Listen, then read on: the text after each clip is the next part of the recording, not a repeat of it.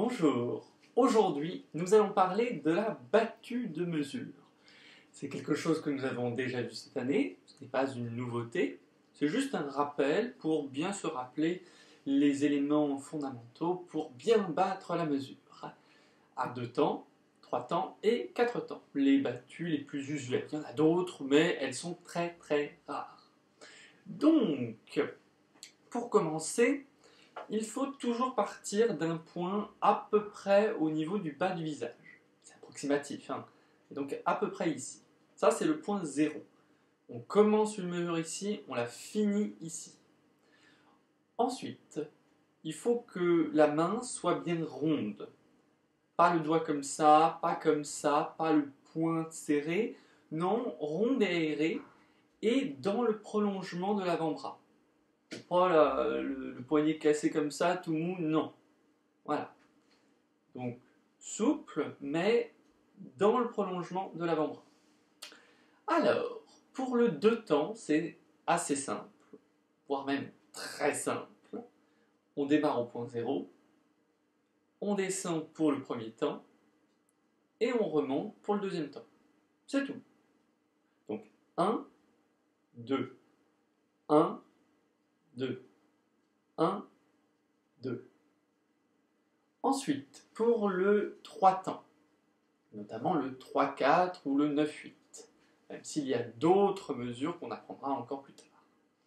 Donc pour le 3 temps, pareillement, on démarre au point 0, on descend sur le premier temps, en revanche, sur le deuxième temps, on va à l'extérieur.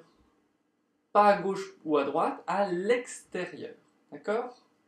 Donc évidemment, vous ne faites la battue de mesure qu'à une main. Ça n'a pas beaucoup d'intérêt de le faire à 2 mains comme ça.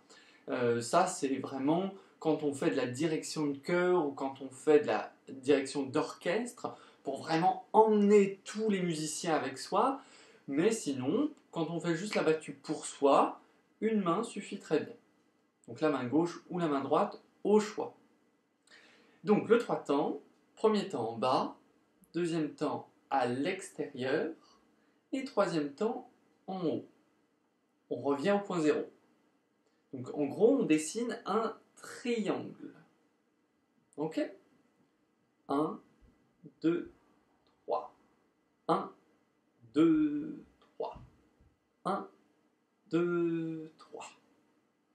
Et enfin, le 4 temps. Là, c'est un tout petit peu plus compliqué. Toujours le premier temps vers le bas. 1, toujours. Et ensuite, on va à l'intérieur. Alors attention, ne faites pas le premier temps comme ça, parce que sinon vous n'allez plus avoir de marge. Vraiment le premier temps devant vous, puis le deuxième temps sur le côté, à l'intérieur.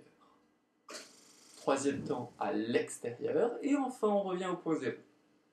1, 2, 3, 4. 1, 2, 3, 4. Voilà. C'est tout pour aujourd'hui. Donc pour mettre ça en application, il faut maintenant prendre une musique que vous connaissez déjà, par exemple la musique que vous êtes en train de travailler à votre instrument. Vous mettez la musique et vous faites la battue, simplement en écoutant la mesure. Bon travail!